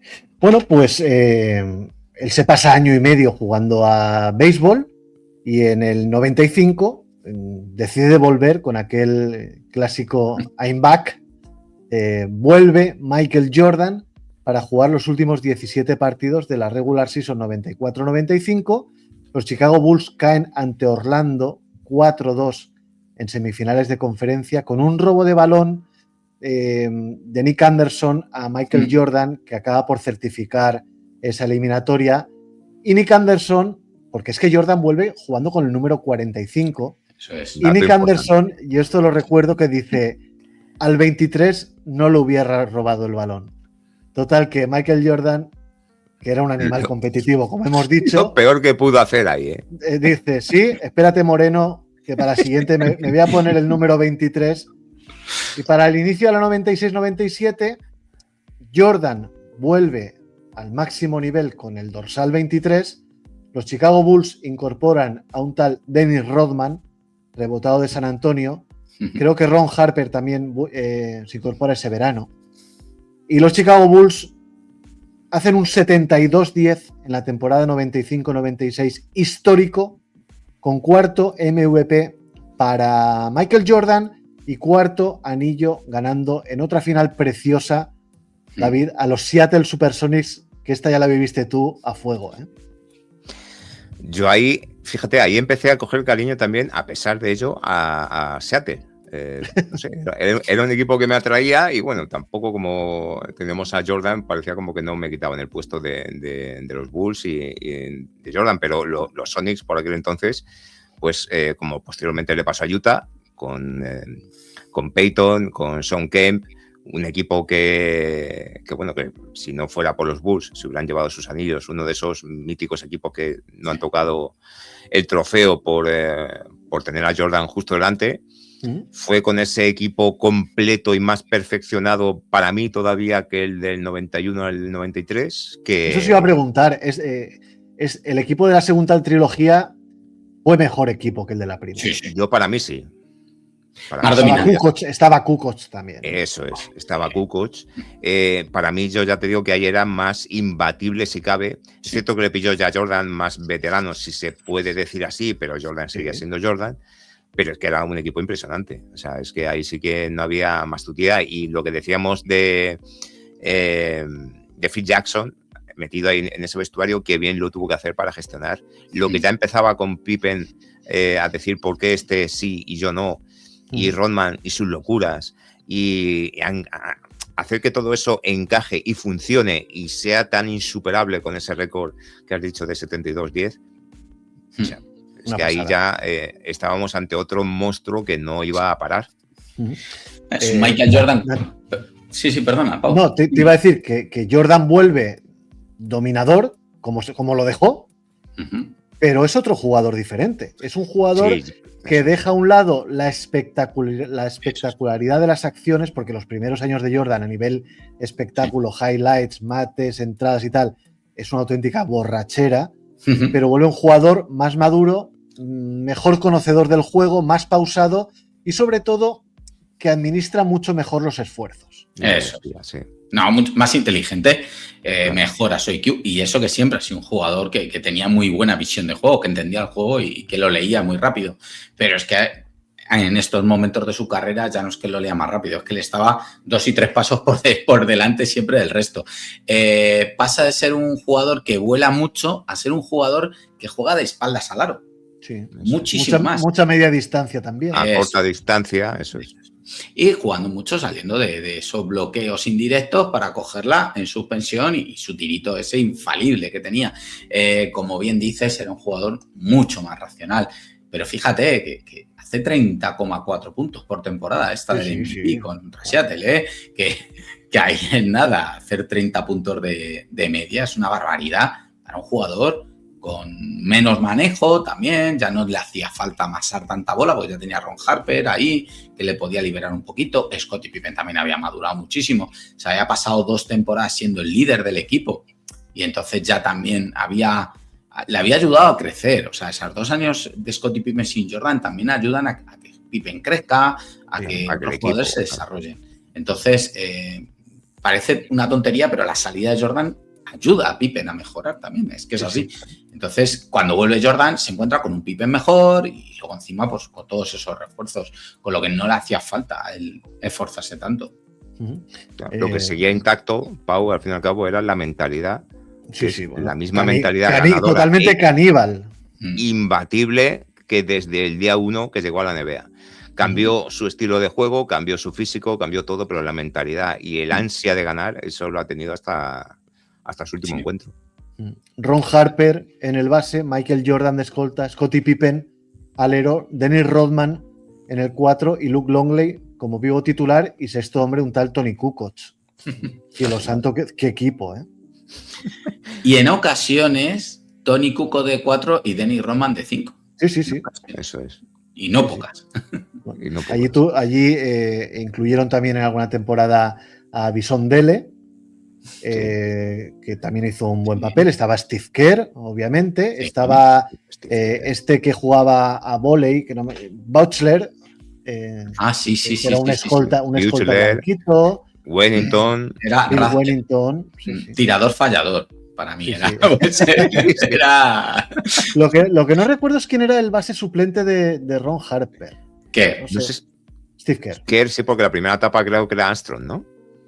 Sí. Sí, B.J. Armstrong, sí, efectivamente. Pero luego B.J. Armstrong tiene sus polémicas que le dejan fuera de la NBA. Bueno, pues en el 97 queda segundo en el MVP de la temporada, pero le gana la final a los Utah Jazz y llegamos al año 1998, quinto MVP para Michael Jordan de la temporada regular y sexto anillo de Jordan y los Chicago Bulls con The Last Shot. Una fotografía, una imagen, una jugada, una retransmisión que ha dado 2.000 millones de vueltas al mundo, absolutamente icónica, que estáis viendo aquí, con esa canasta a falta de 6 segundos y 6 décimas de Jordan tras quebrar, con falta en ataque o no, a Brion Russell para sepultar las aspiraciones de los Utah Jazz y hacer plenos. 6 anillos en 6 finales para Michael Jordan. Y en ninguna de ellas llegó al séptimo partido. Increíble, ¿eh? Ninguna. En todas Lo ellas... que decíamos antes, que jugó muy mermado, con fiebre, que no podía casi ni bueno, no podía andar, tampoco hay que exagerar, ¿no? Pero muy tocado y aún así pudo, con esa mentalidad que tenía y con ese ansia de superar al equipo rival, y ahí está la imagen y el título. Esta campaña, el último anillo, se puede ver, ¿no? En el documental de Netflix, súper polémico, ¿verdad? Con el tema de Scottie Pippen, que ya estaba cansadísimo de ser un jugador que ganaba poquísimo dinero siendo la segunda espada y que encima se perdió pues, más de la mitad de la temporada regular y fue Jordan el que tuvo... Bueno, Dennis Rodman ya está más para allá que para acá. Pues, con todas esas historias, la verdad es que fue una locura con un vestuario pues en llamas, que por eso es el último baile, ¿no? Pero en llamas ante la directiva, no entre ellos, ¿eh? Sí. Eso es. Sí, ellos no tenían ningún problema.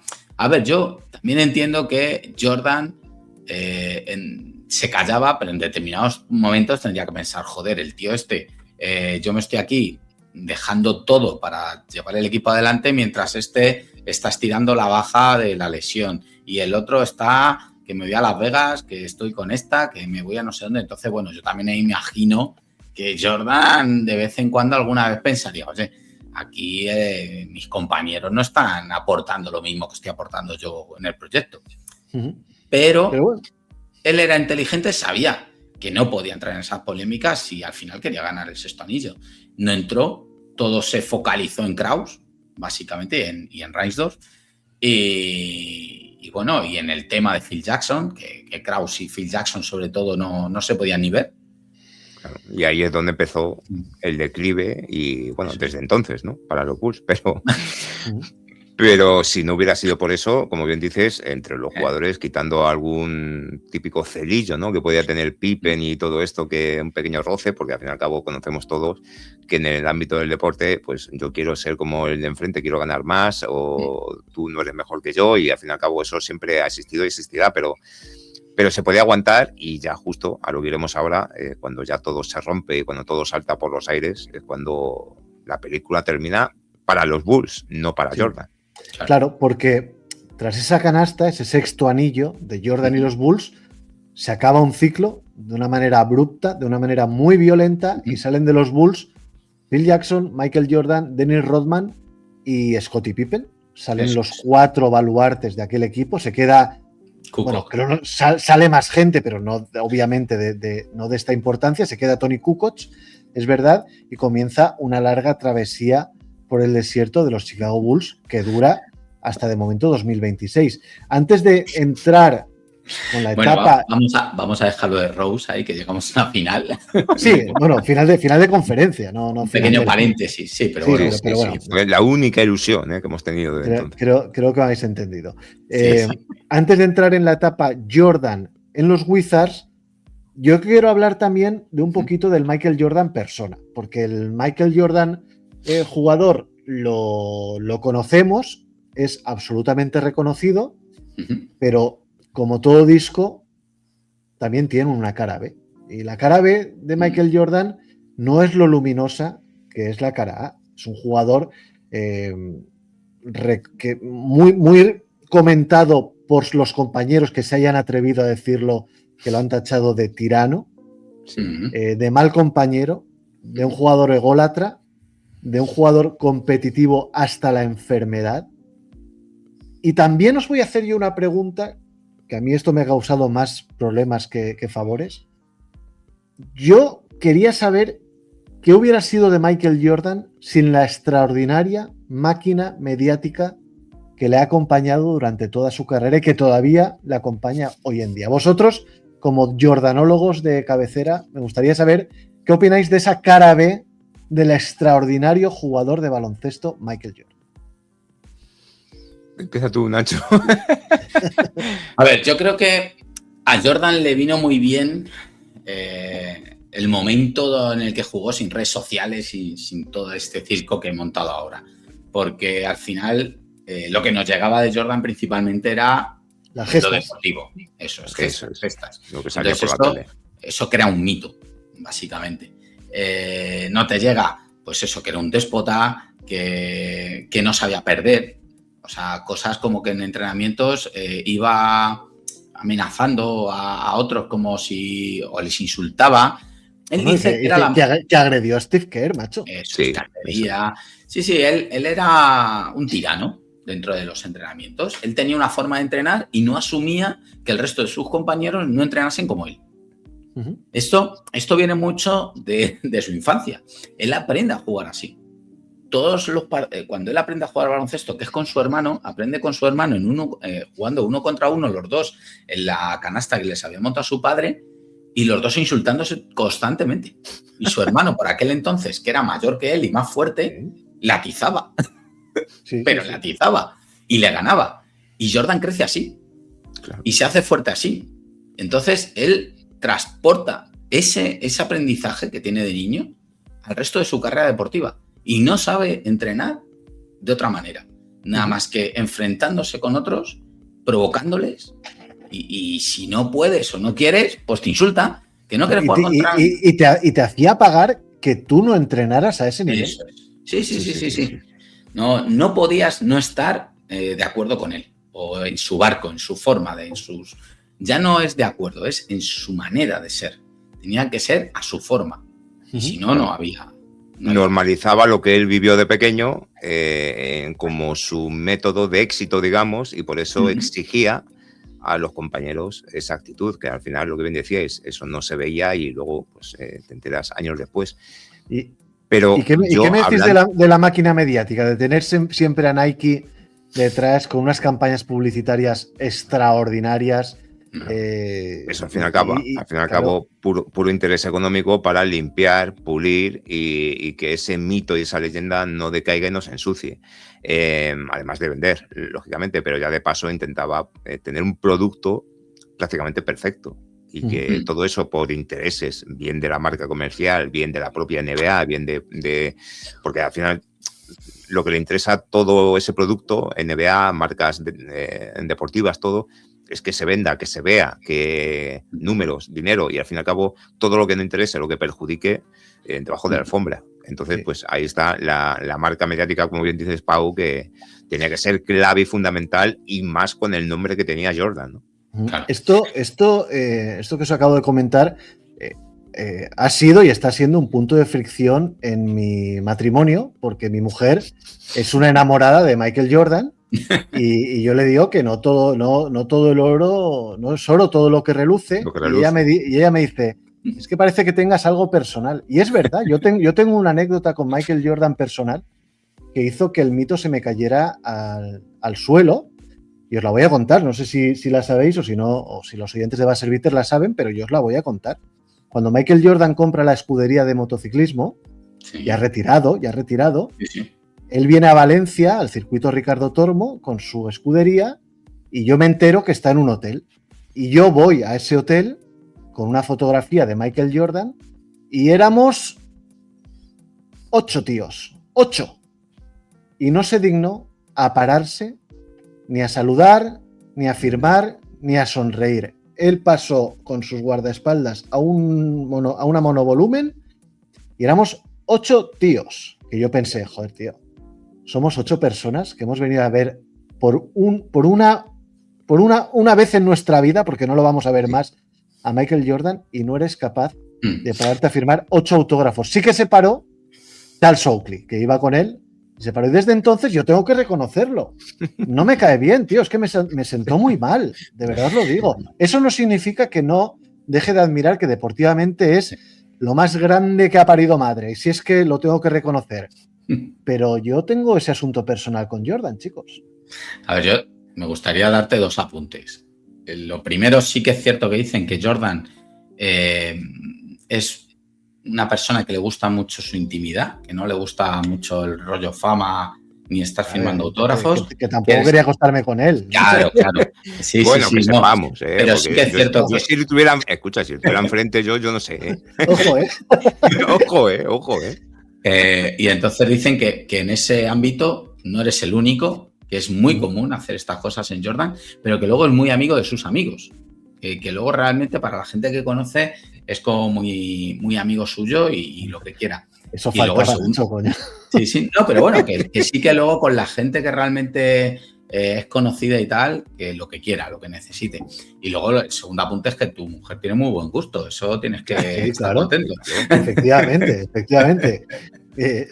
El dios de ébano. Bueno, el otro día, mira, os voy a leer, porque estaba leyendo el libro de Gonzalo Vázquez y hace 2 frases describiendo a Jordan, una positiva y una negativa, que a mí me encantaron. Por un lado habla del dios de ébano rojo, que me parece una descripción maravillosa, y luego le llama el Führer negro. Y es la puta realidad, tío. Sí. Tenía esas 2 caras, tiene Jordan esas 2 caras, ¿verdad? Sí. Es que metiéndonos dentro de esa cabeza, Pau, si pudiéramos, y mira que es difícil imaginarnos, aunque sea un 2%, ¿no?, de lo que es dentro, pero estábamos hablando durante todo este programa de lo que hacía Jordan, de lo que le gustaba competir al máximo llevado a toda su vida social y las apuestas y todo. Entonces, en una mentalidad tan cerrada, tan llevada al extremo, tan llevada al máximo en todo, yo creo que es lo que le perjudica, pero a la vez lo que le impulsa. O sea, sí. Me refiero, yo no concibo a un Jordan de este calibre teniendo otra personalidad. Sí, es posible. Es posible, ¿eh? No, es que no habría llegado a ser lo que fue. Sí, no. Claro, o sea, yo no me lo imagino ser buena gente, si se puede decir así, que sí, que será muy amigo de sus amigos, como bien decía Pau, solo faltaría, o que quisiera a sus padres, pero lo que no sea eso es que al fin y al cabo esa arrogancia que sigue pasando hoy con muchos deportistas es, yo creo, lo que la gasolina que les da para llegar al nivel que tienen. También un poco, creo, perder un poco ese contacto con la realidad para aislarse de tal manera para seguir siendo lo que son. Sí. Sí, bueno, porque cualquier momento de que ponga los pies en el suelo, cualquier momento de vulnerabilidad, ya en toda su carrera en la pista contra esos rivales, yo creo que lo hubieran perjudicado más de la cuenta, y él no dejó ni un momento por ese punto competitivo de que le pudiera pasar. Y eso, llevado a la sociedad, pasó como que un detalle nimio para él y muy marcado en la vida para ti, como hubiera sido Igual para él también está marcado, David. Igual todavía lo recuerda el cabrón. No tengo ninguna duda de que en algún momento quería echar el tiempo para atrás, igual que yo con los Juegos Olímpicos de Barcelona 92, de que volviera otra vez a Valencia y encontrarse contigo para devolverte el favor. Pero yo ese momento... Pero no va a ser así, no va a ser así. No va a ser así. Bueno, quién sabe, vete tú a saber el futuro, ¿no? Que nadie sabe, ¿no? Pero que yo creo que todo eso es lo que él intentaba buscar, esa imagen humana, digamos, de Jordan. No quería, yo creo primero que no podía, fíjate lo que pienso, por su manera de ser. O sea, no podía ser más humano cara a la gente, y luego tampoco quería dejarse ver ese lado humano para que idolatrar mucho más a ese mito y a esa leyenda. Es posible, David. Creo que lo has explicado a la perfección y es una teoría que te puedo comprar, perfectamente, te lo digo en serio. Sí, yo creo que él se distancia para que el mito siga existiendo, siga estando ahí. De hecho, sigue distanciado porque los Bulls, los antiguos compañeros de los Bulls, hacen quedadas y él nunca aparece. Claro. Sí, es increíble. Siempre ha sido tan peculiar en ese sentido que al fin y al cabo vive, como bien dice Nacho, dentro de su burbuja y con su gente, y a pesar de ser quien ha sido, pues sigue en ese mundo metido. Pues vamos a ir acabando, pero hay que comentar obviamente su etapa en los Washington Wizards. Y Nacho, qué foto más dolorosa, ¿eh? Michael Jordan con la camiseta de los Wizards en la cancha de los Chicago Bulls. Eso tenía que estar prohibido. Sí, por ley. La verdad es que nadie se imagina a Michael Jordan con esta camiseta, que sí, que vale, que fueron 2 años, pero fueron 2 años un poco intrascendentes dentro de lo que es su legado. Claro. Porque, y de la competición. Sí, total, bueno, eso por supuesto. Él empieza un poco a lo tonto.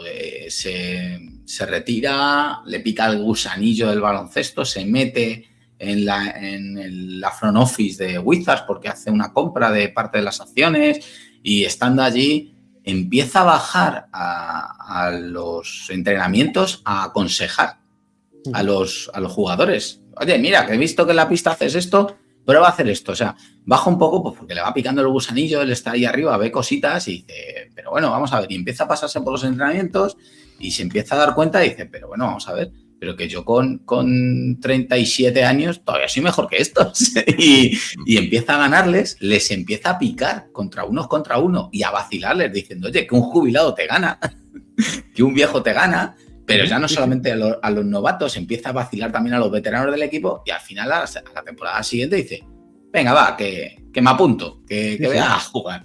Claro. Él empieza jugando con un equipo con Rick Hamilton, con Kwame Brown, con Jahidi White, estaba por ahí, y luego hace el cambio con Stackhouse. Él intenta rodearse de jugadores afines a él, pero bueno, son 2 años con lo que has comentado tú, Nacho. Juega los 2 años 21,2 puntos por partido, no mete a los Wizards en playoff en ninguno de los 2 casos, y lo más recordado, David, puede ser el All-Star último con su homenaje, con Mariah Carey, etcétera, etcétera. Pero si pudiésemos echar atrás el tiempo, como has comentado, David, si pudiésemos borrar esta etapa de Jordan, la borramos, ¿no? Sí, yo por mí sí. Y más que está marcado, yo creo que en la vida de todos en ese 2001 por lo que pasó precisamente en Estados Unidos. Sí. También te digo una cosa, que aura tenía el cabrón, que con una camiseta de los Wizards es que le queda niquelada, macho. Claro, es que luego eso es otra, porque te vas a Washington Wizards, con todos mis respetos. Es que mira qué foto, tío. Claro, si tú te vas a Lakers, te pones la amarilla ahí o la de Boston y te pones ahí, pues joder, que mejor te quedaría, pero te vas a Wizards, con todos mis respetos por Anthony Daimiel y su equipo, pero que al final pierde toda la gala que ha tenido en toda su trayectoria, ¿no? Ese gusanillo y esa competitividad que venimos hablando le puede tanto que quiere volver, y aunque da un muy buen nivel para sus años, pero ya no puede ser. Y ya llega un momento que es inviable. Pero ahí tiene uno de esos momentos cuando toda la NBA le reconoce, incluido a Allen Iverson y todo, ese momento de partido en el que se para y le reconocen quién es y quién ha sido. Es un momento de decir, hasta aquí ya ha llegado la película. O sea, ya no, la gasolina no da para más. Sí. Y entrenado otra vez por Doug Collins. Sí, curiosamente. Otra vez. Curiosamente. No dejaron de perder el contacto nunca. Y el destino quiso que Collins fuera su último entrenador de Michael Jordan, y su último partido, lo recordaréis, fue en Filadelfia, y su último punto fue un tiro libre. Sí. Un tiro libre, sí. Que le hacen la falta, yo creo, a propósito. Provocada, para eso es. que anote y para que eso.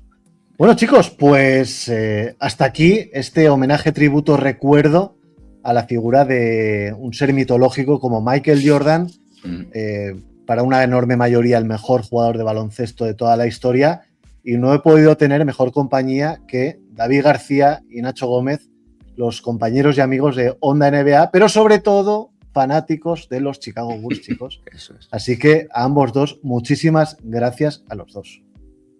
Gracias a ti, Pau. Muchísimas gracias a ti, y no hemos podido tener mejor anfitrión para hablar de Michael Jordan. Yo aquí Muy ya no bien. me voy, Nacho. Yo ya me cambio, si te parece, de podcast. Pues Me quedo en los Bulls del 97. Nos hacemos fuerte aquí ya, ¿eh? Es broma, es broma. Bueno, chicos, pues muchísimas gracias por haber estado por aquí en este cuarto y último especial veraniego de Buzzer Beater. La semana que viene, chicos, oyentes de Buzzer Beater, tendremos ya el inicio de una nueva temporada. Estarán por aquí caras conocidas, espero que esté Carmelo, no sé si estará Javi, ya veremos quién está. Eso será el martes que viene. Pero hasta entonces yo os deseo un final de agosto muy bueno. Espero que hayáis disfrutado de estos 4 especiales y nos escuchamos el próximo martes. Así que un abrazo muy fuerte y hasta luego. Chao.